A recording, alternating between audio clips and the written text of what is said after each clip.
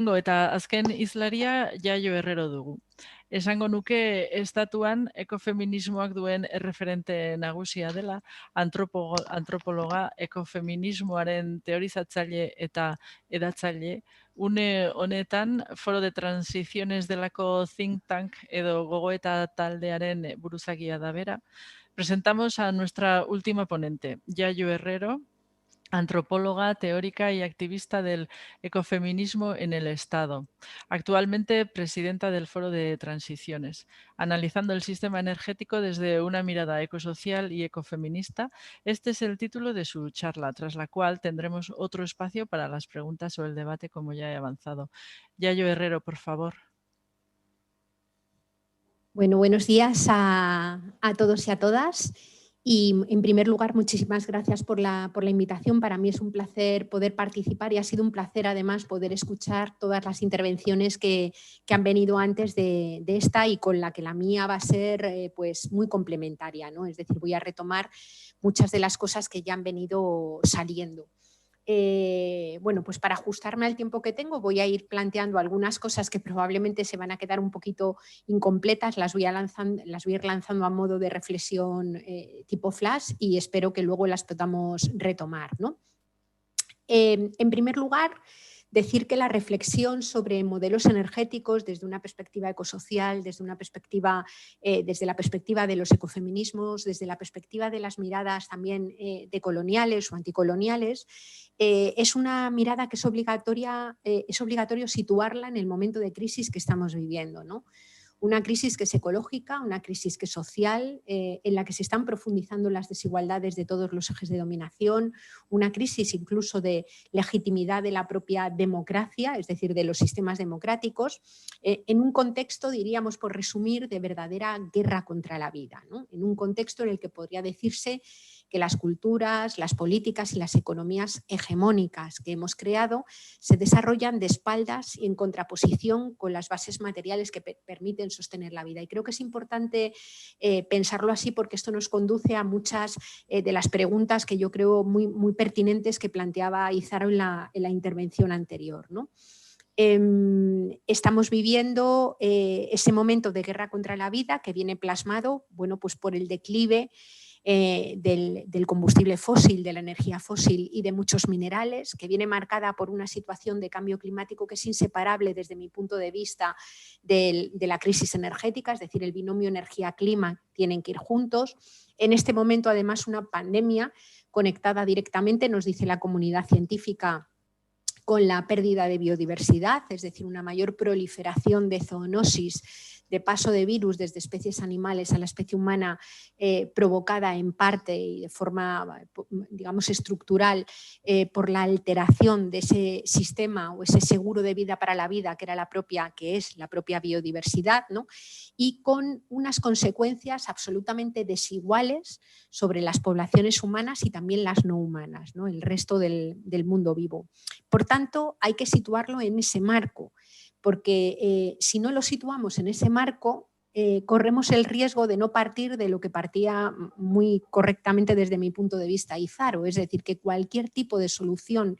que vayamos a poner encima de la mesa va a tener que ser una solución que se desarrolle en un contexto de reducción de la esfera material de la economía, no por, digamos, pulsión ecologista, no por deseo, no por convicción ideológica, sino porque la economía materialmente va a decrecer sí o sí, simplemente por un tema de superación de los límites físicos del planeta, ¿no? Y por tanto, las transiciones energéticas en este marco presentan unos retos o nos someten a una serie de tensiones que es muy importante tener en cuenta, ¿no? Quería señalar, ya centrándome más en el ámbito de la energía, lo dijo Izaro, la comunidad científica, incluso la Agencia Internacional de la Energía, que no es un organismo sospechoso precisamente de ecologismo radical,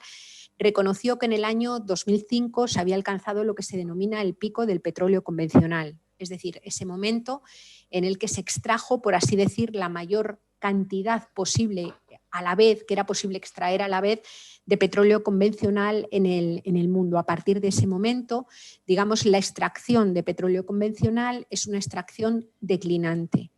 y por tanto se han empezado a abrir la posibilidad de extracción o el desarrollo de la extracción, sobre todo en Estados Unidos, de otras energías fósiles que denominamos no convencionales, con las que se ha generado una tremenda burbuja financiera que en este momento, bueno, pues está iniciando su explosión, llevándose por delante pues una buena parte de la riqueza que se había invertido ahí, ¿no? Es un sector tremendamente endeudado.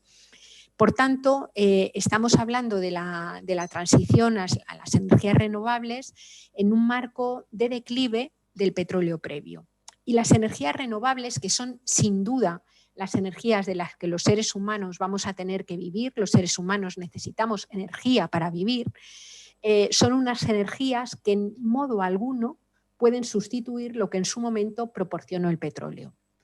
Por varios motivos. En primer lugar, porque hoy ellas mismas son dependientes del petróleo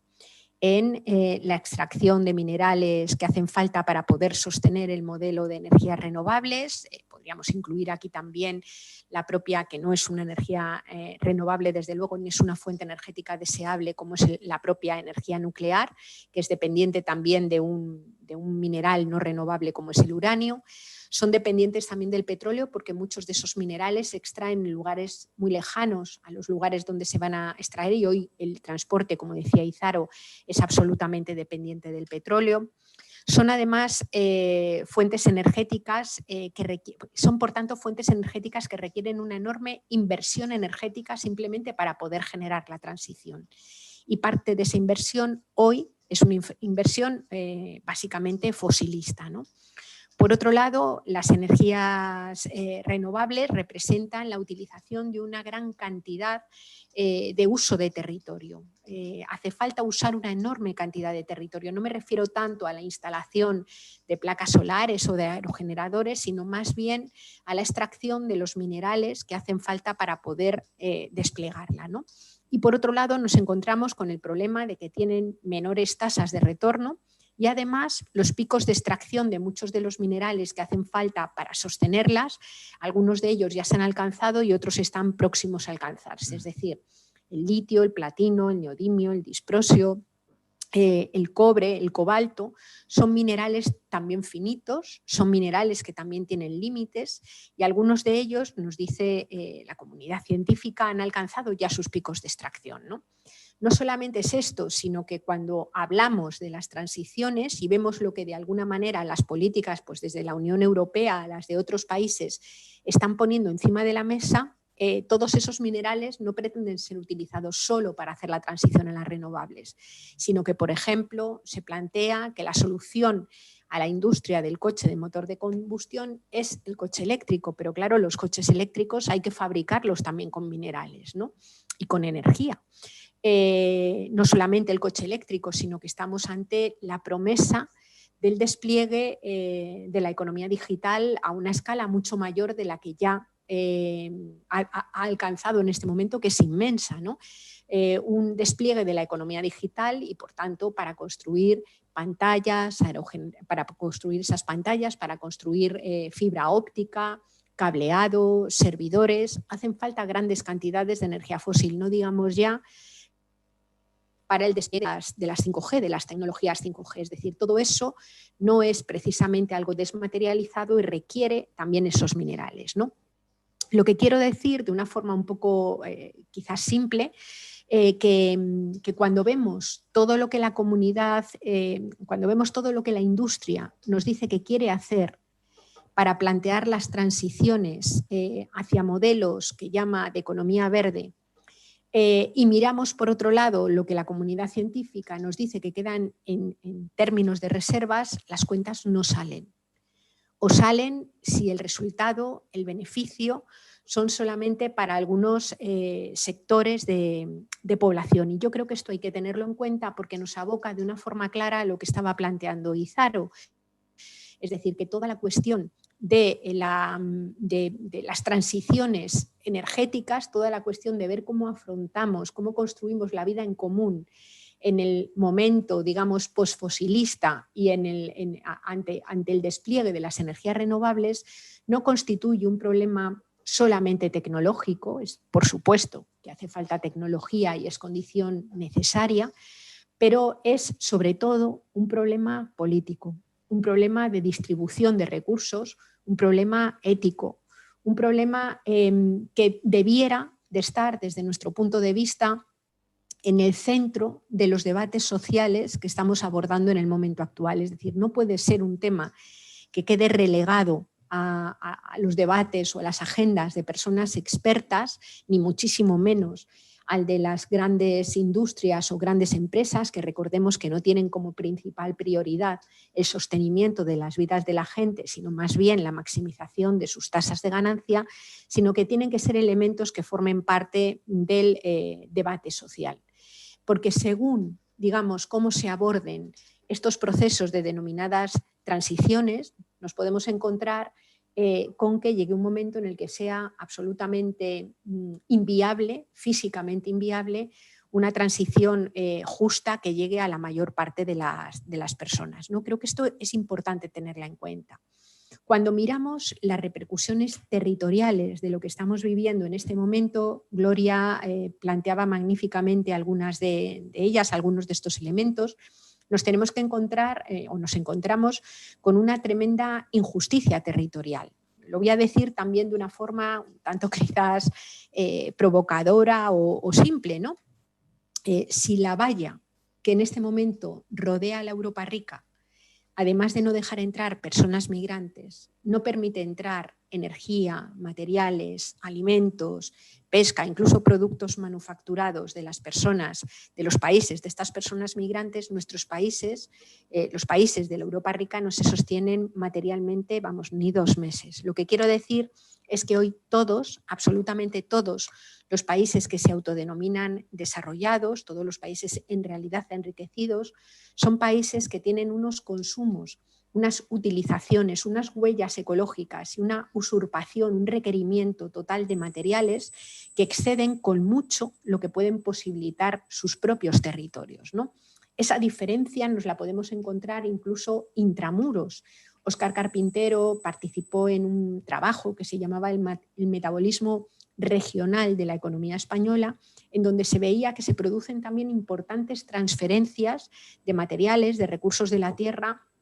entre unas regiones y otras, ¿no? Hay regiones, por ejemplo, como pueden ser Andalucía, las dos Castillas, Extremadura, que son exportadoras netas, sobre todo de biomasa, y también de recursos que tienen como destino pues, lugares como Madrid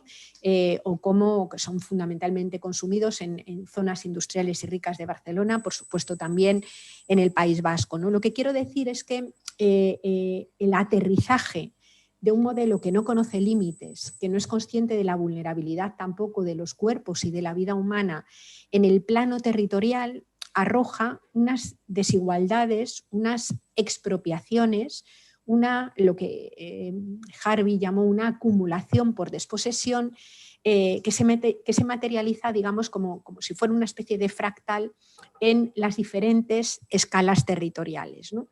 Creo que esto es también importante tenerlo en cuenta cuando estamos hablando de propuestas, de iniciativas, como es la de Goyener o como son otras iniciativas que ponen el foco, digamos, en la sostenibilidad, pero ponen el foco en la sostenibilidad desde la perspectiva de la sostenibilidad de las vidas, es decir, desde la perspectiva de la justicia, desde la perspectiva de que sean todo el mundo, de que sea todo el mundo quienes tengan acceso, digamos, a unas condiciones materiales de vida que puedan ser dignas, que les puedan permitir mantener esa propia vida en condiciones de dignidad, ¿no? Digamos que los modelos materiales, los metabolismos sociales que se han conformado en los últimos años han sido metabolismos que han tenido rasgos, desde luego, clarísimamente coloniales, ¿no? desde los inicios, digamos, del capitalismo y de la civilización industrial, rasgos también patriarcales, porque una buena parte de esos elementos de sostenibilidad de la vida, es decir, en concreto, la sostenibilidad cotidiana y generacional de las vidas, ha reposado, ha caído de forma no libre, de forma obligada, a partir de la división sexual del trabajo que generan las sociedades patriarcales mayoritariamente sobre mujeres, es decir, son mayoritariamente mujeres en casi todos los lugares, diría yo,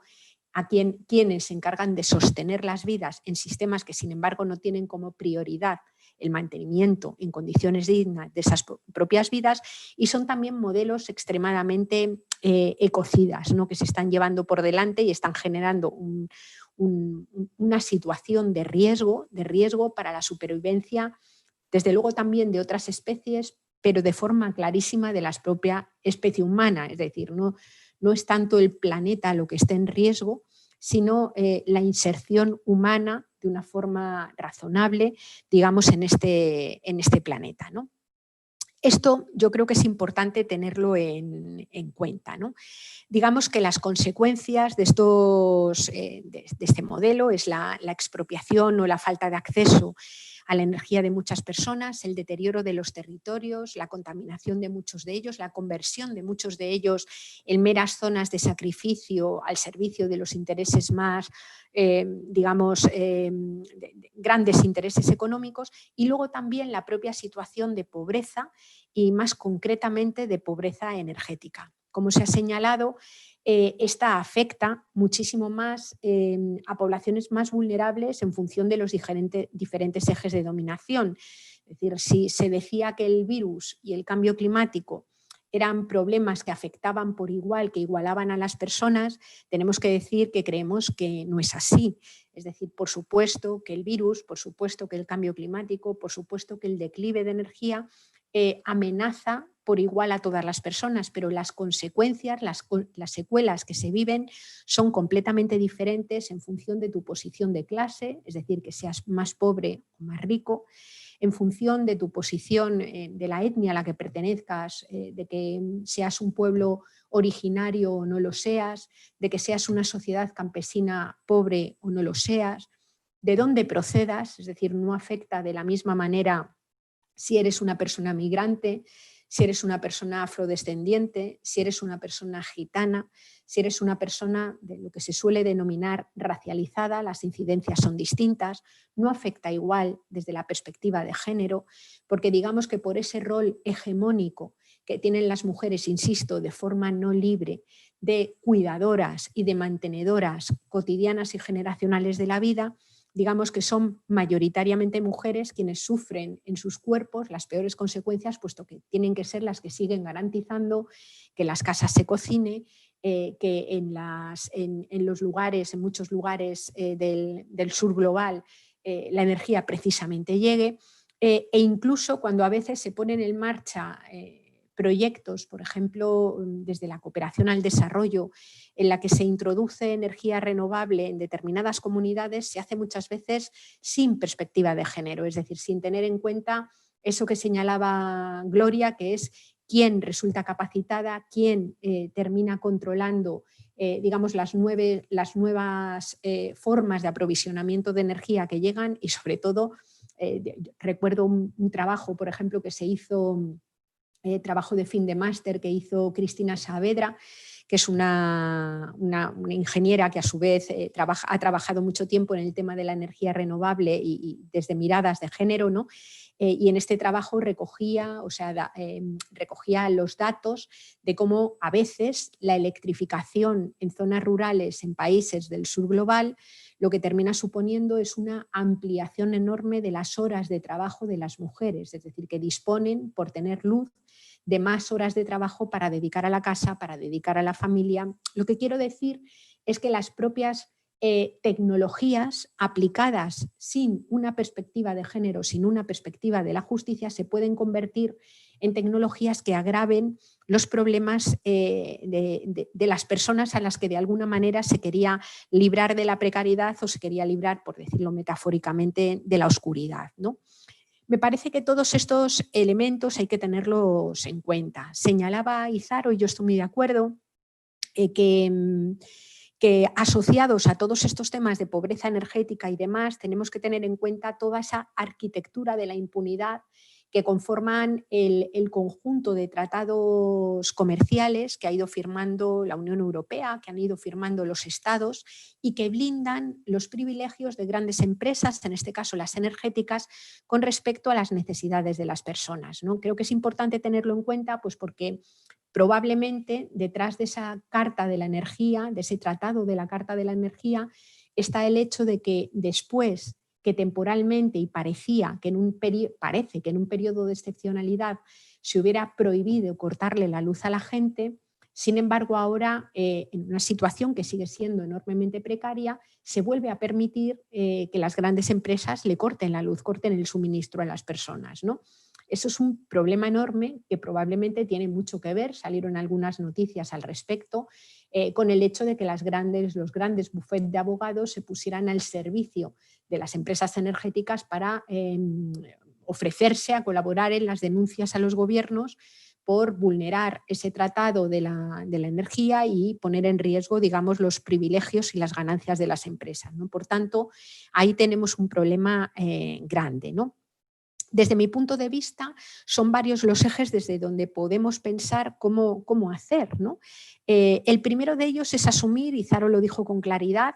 que el decrecimiento de la esfera material de la economía, lejos de ser un deseo, es simplemente un dato. La economía decrecerá sí o sí. Entonces tenemos que pensar que ese decrecimiento de la esfera material de la economía, fundamentalmente por declive de energía y de minerales, se puede hacer de diversas formas. Hay una forma, y voy a ser muy provocadora en el planteamiento, ¿no? Quizás muy bruta diciéndolo, hay una forma que desde mi punto de vista, y creo que es riguroso decirlo, es puramente fascista,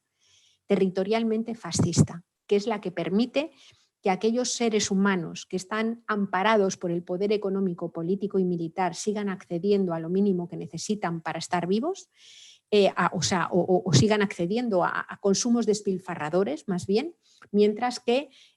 quedan fuera o van quedando en los márgenes de la vida o fuera de la propia vida, digamos, sectores de población que no están amparados por la confluencia de esos tres poderes, ¿no? La segunda es una vía que nos permita reconstruir modelos sociales que desde mi punto de vista deben hacerlo guiados por tres principios. El primero de ellos es el de suficiencia, es decir, el aprender a vivir con lo suficiente, y esto es un gran debate. ¿Cuánto es lo suficiente? ¿Cuáles son las necesidades de las personas? Un debate que es social, un debate que es político y que no se puede hacer al margen de la consideración de que los cuerpos son vulnerables, que necesitan cuidados a lo largo de toda la vida y que necesitan bienes y servicios para poder mantenerse vivos, y al margen, digamos, de que el planeta tiene límites físicos que ya están completamente translimitados, ¿no? Luego, ese debate sobre el principio de suficiencia es clave.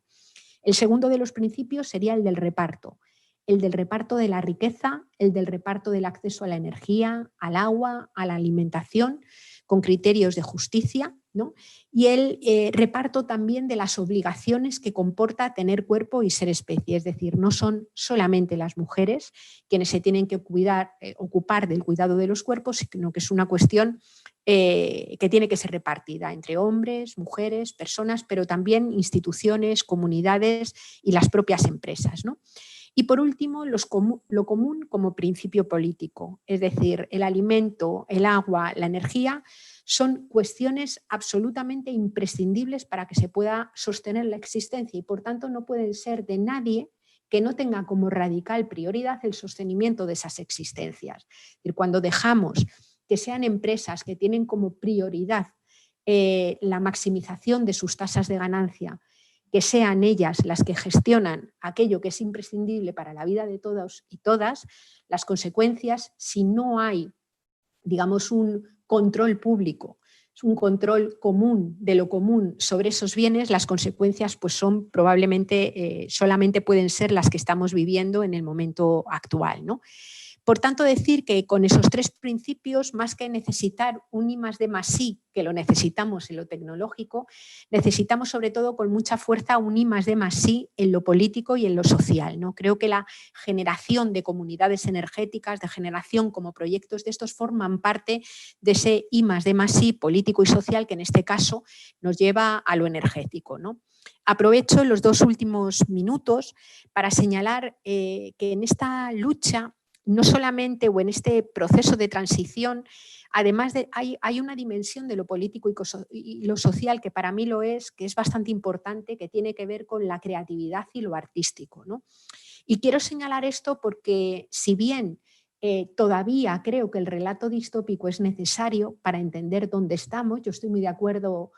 con lo que Izaro se preguntaba, es decir, yo creo que si esta crisis es una crisis de civilización es porque mayoritariamente la población no es consciente ni social ni políticamente de su gravedad, ¿no? Es verdad que hace falta ese relato distópico, pero creo que también hace falta la generación de utopías, de horizontes de deseo que sean compatibles con los límites físicos del planeta. Tenemos que hacer todas esas propuestas que permitan que todas las personas puedan vivir en condiciones de suficiencia, de reparto de la riqueza y lo común como principio político como algo deseable, ¿no? Y eso lo tenemos que construir a partir de la generación de utopías en donde la despatriarcalización, como decía Gloria, el anticolonialismo, la decolonialidad y el reparto de la riqueza, es decir, la igualdad, son elementos básicos, ¿no? Y bueno, pues aquí lo dejo, que acabo de llegar a los 25 minutos, veo, y a partir de ahí compartimos. Muchas gracias. Gracias, Yayo Herrero.